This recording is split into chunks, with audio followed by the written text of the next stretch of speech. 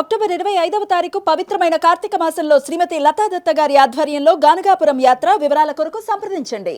నమస్తే, welcome to Suman TV. నేను పద్మిని. ప్రస్తుతంతో పాటు ప్రముఖ ఆధ్యాత్మికవేత్త, దత్త ఉపాసకురాలు, శ్రీపాద శ్రీవల్లభ దత్తపీఠం వ్యవస్థాపకురాలు శ్రీమతి లతా దత్త గారు మనతో పాటు ఉన్నారు. మాట్లాడదాం. నమస్తే అక్క.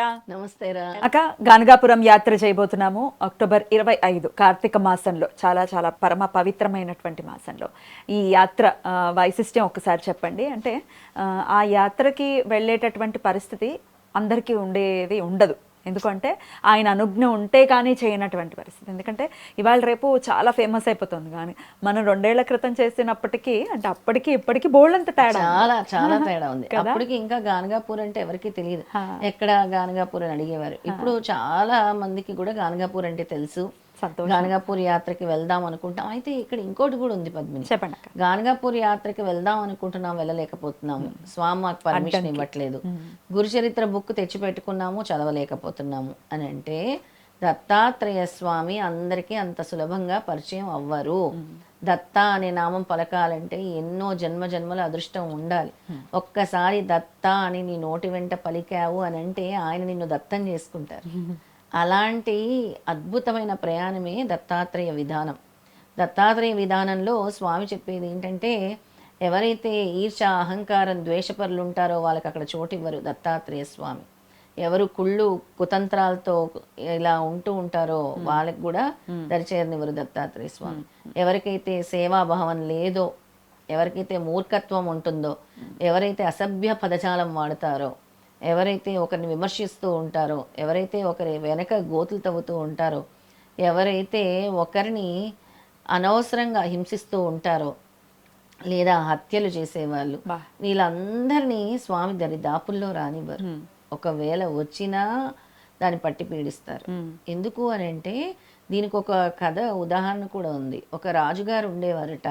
ఆ రాజుగారు శ్రీపాద వల్లభుల్ని దూషించారు. ఆయన భగవంతుడు, ఆయన కావాలని దూషించలేదు. ఆయన దగ్గర ఉండే వాళ్ళందరూ కూడా గర్విష్ఠులు.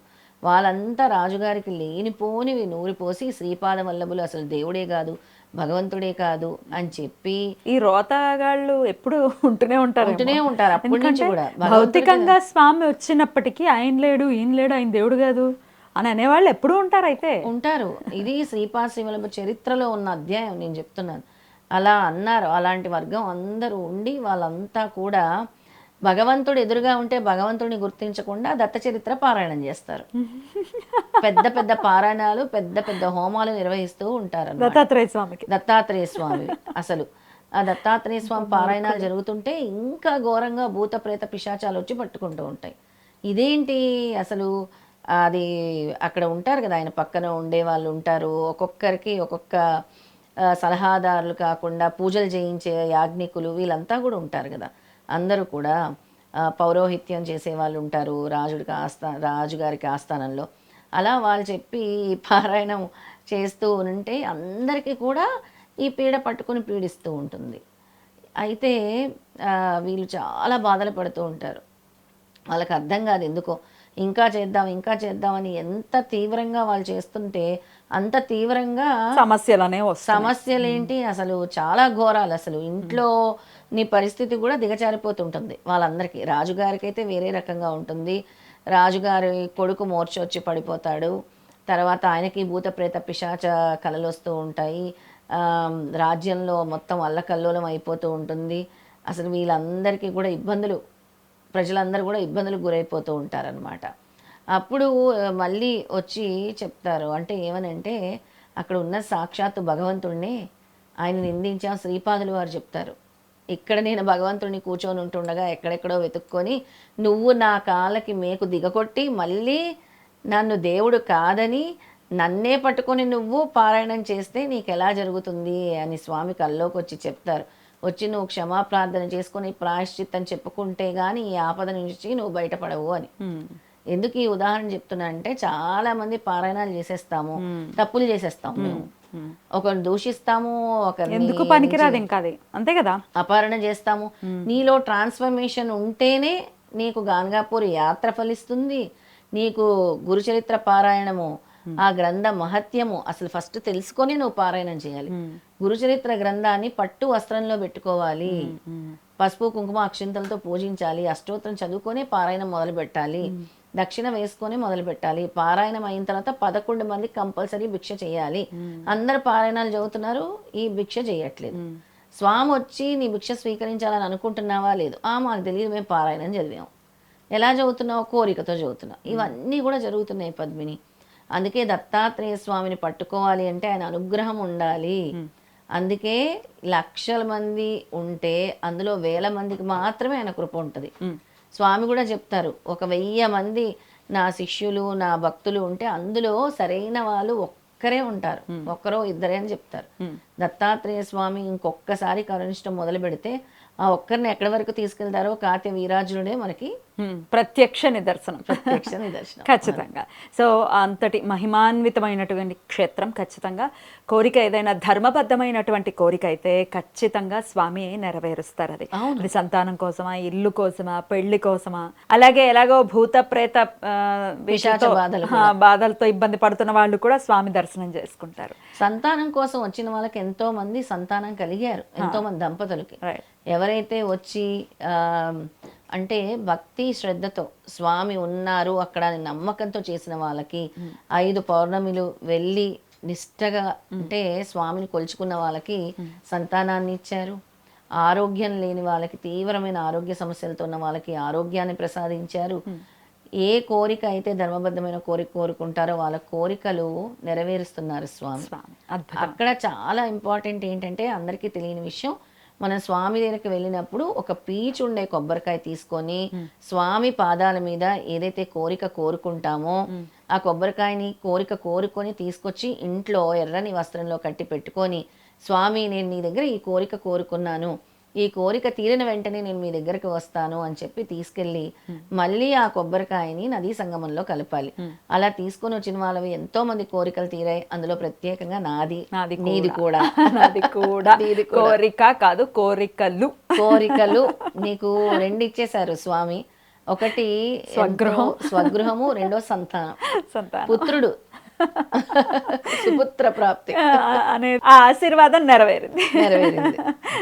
నాకు ఒకటి ఆనందం ఏంటంటే ఫస్ట్ టైం నేనే నిన్ను గానగాపూర్ అవును, మీరు ప్రామిస్ చేశారు, అలాగే నేనే తీసుకెళ్తా అన్నారు, మీరే తీసుకెళ్లారు. అందుకు చాలా చాలా సంతోషం. ఇలా రాని వాళ్ళు ఎవరైనా మేము వెళ్ళలేకపోతున్నాం అనుకునే వాళ్ళు ఖచ్చితంగా మాతో పాటు రండి, చక్కగా యాత్ర చేద్దాము. మరి ఇంకా అసలు అకామిడేషన్ కానీ ఫుడ్ కానీ ఎప్పుడు ఏంటి, డీటెయిల్స్ ఏంటి, ఎప్పుడు ఎక్కడి నుంచి బయలుదేరుతాం, ఇవన్నీ ఒకసారి మనం మాట్లాడుకుందాం అక్క, వాళ్ళకి అర్థమయ్యే విధంగా ఆ డీటెయిల్స్ ఒకసారి చెప్పండి అక్క. తప్పకుండా. అక్టోబర్ 25 శనివారం ఉదయాన్నే 7 గంటలకి స్టార్ట్ అవుతామంటే 6:30 వరకు 6:30 వరకు మన శ్రీపాద శ్రీవల్లభ దత్తపీఠంకి వచ్చేస్తే అక్కడి నుంచి బయలుదేరుతాము. అది హైదరాబాద్ నిజాంపేటలో ఉంది, కుకట్పల్లి దగ్గర. అవును, హైదరాబాద్ నిజాంపేటలో శ్రీపాద శ్రీవల్లభ దత్తపీఠం ఉంది. గూగుల్లో కూడా వచ్చేస్తుంది ఇప్పుడు అడ్రస్, ఎవరు చూసుకున్నా కూడా.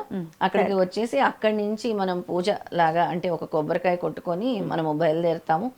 అక్కడి నుంచి మొదలు బ్రేక్ఫాస్ట్ మనమే ప్రొవైడ్ చేస్తాము, లంచ్ ఇంకా డిన్నర్, వెళ్ళి వచ్చే వరకు భోజన సదుపాయాలు, అకామిడేషన్, అక్కడ దర్శనాలు కూడా మనమే చేస్తాం. అక్క బస్లోనే ఉంటుంది అక్క యాత్ర? బస్లోనే వెళ్తాం. ఎప్పుడు కూడా మనం 40-50 మంది కూడా బస్లోనే వెళ్ళి వస్తూ ఉండేవాళ్ళం. చాలా కోలాహలంగా ఉంటుంది. చాలా సిద్ధమంగళ స్తోత్రం చదువుకుంటూ వెళ్తూ ఉంటే అవధూతల దర్శనం అవుతాయి అని చెప్తే చాలా మందికి అవధూతల దర్శనం కూడా జరిగింది. నీకు కూడా జరిగింది. అందులో స్వామి తప్పకుండా మన దించి దక్షిణ అడుగుతారు, ఒక్కోసారి భిక్ష అడుగుతారు, ఒక్కోసారి చాలా ఆశ్చర్యంగా అనిపిస్తుంది. చాలా అంటే ఇట్ ఈస్ సైన్స్ అని చెప్పలేం కానీ సైన్స్కి మించిన మ్యాజికల్ పవర్ ఇక్కడ ఉంది. రైట్. అయితే ఖచ్చితంగా బస్లోనే వెళ్తాం. బస్లో వెళ్ళినంత సేపు కూడా సిద్ధమంగళ స్తోత్రం ఏమైనా జపిస్తా అంటే ఆ పారాయణ ఏమైనా ఉంటుందా? సిద్ధమంగళ స్తోత్రం ఉంటుంది, మన నామస్మరణ కూడా మనం చేస్తూ వెళ్తాం, రెండు కూడా. అంటే ప్రతిసారి వెళ్ళినప్పుడు ఇంత సంఖ్య అని పెట్టుకుంటాం పద్మిని, ఇన్నిసార్లు, ఒక్కోసారి 10,000 సార్లు, ఒక్కోసారి 2498 టైమ్స్. ఎందుకంటే 2498 గురించి స్వామి చెప్పారు కదా, అలా అనుకుంటాం. ఇంకా దోచౌపాతి దేవలక్ష్మి ఘన సంఖ్యాబోధిత శ్రీచరణ. కరెక్ట్, దోచౌపాతి దేవలక్ష్మి సంఖ్యాబోధిత శ్రీచరణ. అంటే దో అంటే 2, చౌ అంటే 4, దేవలక్ష్మి అంటే 8, సంఖ్యాబోధిత అంటే 9. 9. ఇది చాలా వండర్ఫుల్ నెంబర్. దీని గురించి స్వామి చెప్పారు, అది మరొక ఎపిసోడ్ లో మనం మాట్లాడుకుందాం. సో ఇప్పుడు ఏమైనా సంఖ్య అంటే ఇన్నిసార్లు చేయించడం అందరి చేత సిద్ధమంగళ స్తోత్రం ప్రయాణంలో ఏమైనా ఉందా? 2498 టైమ్స్. 2498 అద్భుతం. 2498 సార్లు. ఎక్కువ మంది గనక ఒకవేళ వస్తే ఇంకాస్త డబల్ చేయొచ్చు. ఎందుకంటే 2498 అనేది స్వామి మనలో కుండలిని శక్తి జాగృతం అవుతుంది అన్నారు కాబట్టి ఆ సంఖ్య తీసుకుందాం. అద్భుతం అక్క. తర్వాత అష్టతీర్థాల్లో కూడా మరి స్నానాలు ఇవన్నీ ఉంటాయి. ఇంకా గాన్గాపురంలో మనం ముఖ్యంగా చేయవలసినవి ఏమిటి అని అంటే అష్టతీర్థాలు, అలాగే భీమా అమరజ నదీ స్నానము, ఔదంబర వృక్షం ప్రదక్షిణాలు, అక్కడ గురుచరిత్ర పారాయణము, మిట్ట మధ్యాహ్నం 12ంటికి స్వామి ప్రతిరోజు భిక్ష స్వీకరించడానికి వస్తారు, భిక్షా కార్యక్రమము, పల్లకి ఉత్సవము, మర్నాడు ఉదయాన్నే అభిషేకాలు జరుగుతూ ఉంటాయి. అక్కడ అభిషేకాలు, మనకి మళ్ళీ ప్రత్యేక దర్శనాలు ఉంటాయి. అందరికీ అవి ఉండవు, ఓన్లీ గుడి లోపలే వెళ్ళి చూస్తారు. కానీ మనకి పక్కన పైన స్వామివారి విగ్రహం ఉంటుంది, అక్కడ కూడా ప్రత్యేక దర్శనాలు కనిపిస్తాం. అద్భుతం. ఇవన్నీ కూడా ఉంటాయి. సో వాళ్ళ ఏమేమి తెచ్చుకోవాల్సి ఉంటుంది? మన వాళ్ళు ఏం లేదు, వాళ్ళ బట్టలు తెచ్చుకోవాలి. ఎక్కువ పసుపు రంగు వస్త్రాలే నేను చెప్తాను. ఎల్లో, ఎందుకంటే మనకి గురువు అనుగ్రహం కావాలి అంటే పసుపు రంగు దుస్తులు ధరించాలి. తొందరగా గురువు యొక్క కృప లభించాలన్నా కూడా ఆ స్పిరిచువల్ ఎనర్జీని అట్రాక్ట్ చేసేది ఎల్లో కలర్, అందుకే ఎల్లో వస్త్రాలని చెప్తాను. అలాగే వాళ్ళకి సంబంధించిన ఏవైనా టాబ్లెట్స్ చాలా మోస్ట్ ఇంపార్టెంట్, అవి క్యారీ చేయండి. మీతో పాటు షుగర్ ఉన్న వాళ్ళు కొంచెం చిన్న చిన్న స్నాక్ లా పెట్టుకోండి మీ దగ్గర, ఎమర్జెన్సీకి అని చెప్తూ ఉంటాము. ఒక టవల్, ఒక బెడ్ షీట్ కంపల్సరీగా క్యారీ చేయాలి వాళ్ళతో పాటు. రైట్.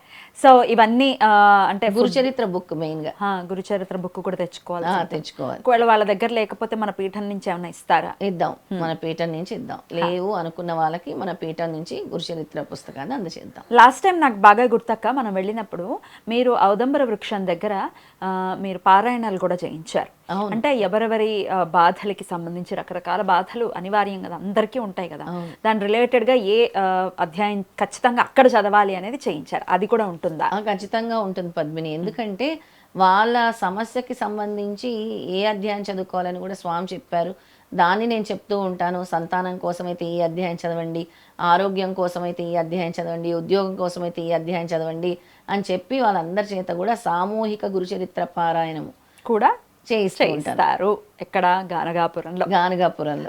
నిజాంపేటలో మనం మొదలవుతాం కాబట్టి మళ్ళీ దింపటం కూడా అక్కడైనా మళ్ళీ మన దత్తపీఠం దగ్గర డ్రాప్ చేస్తాం, అక్కడి నుంచి డిస్పోజ్ అయిపోవాలి. రైట్. అది ఆదివారం రాత్రి అవుతుంది. ఆదివారం రాత్రి ఎంత అవుతుందని అంటే మీరు బయలుదేరే దాన్ని బట్టి ఉంటుంది. 10-11 మధ్యలో. మరీ లేట్ అయిపోతే మన పీఠంలో నిద్రించి నెక్స్ట్ డే మన పీఠంలో నిద్రించవచ్చు, మర్నాడు ఉదయాన్నే వెళ్ళొచ్చు. అలాగే దూర ప్రాంతాల నుంచి వచ్చే వాళ్ళు మన పీఠంలోనే ఫ్రెష్ అప్ అవ్వచ్చు, అక్కడే ఉండి అక్కడే ఫ్రెష్ అప్ అయి బయలుదేరవచ్చు. రైట్. వేరే ఊర్ల నుంచే వస్తున్నారు అనుకుంటే కనుక మీరు సాటర్డే ఎర్లీ మార్నింగ్ కనుక వచ్చేస్తే చక్కగా పీఠంలోనే మీరు ఫ్రెష్ అప్ అయిపోవచ్చు. లేదండి 7 o'clockకి బస్సు రీచ్ అవ్వదు అనుకుంటే ఫ్రైడే కల్లా మీరు వచ్చేసేయండి హైదరాబాద్కి. ఫ్రైడే నైట్ కల్లా, ఫ్రైడే నైట్ రాత్రి కూడా పీఠంలోనే ఉండొచ్చు స్వామి సమక్షంలో. స్వామి దగ్గర ఉండటం కూడా అదృష్టం రాసి పెట్టుండాలి ఖచ్చితంగా. అలా అదృష్టవంతుల్ని మాత్రమే స్వామి పిలుచుకుంటారు గానగాపురం. అద్భుతం అక్క. మరిన్ని డీటెయిల్స్ కోసం లత గారి నంబర్ మీకు కనపడుతుంది కదా, ఆ నంబర్కి కాల్ చేయండి, మరిన్ని డీటెయిల్స్ తెలుసుకోండి. ఈ యాత్ర ఎప్పటిలాగానే దిగ్విజయం అవ్వాలని మనస్ఫూర్తిగా కోరుకుంటూ కృతజ్ఞతలక్క. నమస్తే. జై గురుదత్త. శ్రీ గురుదత్త.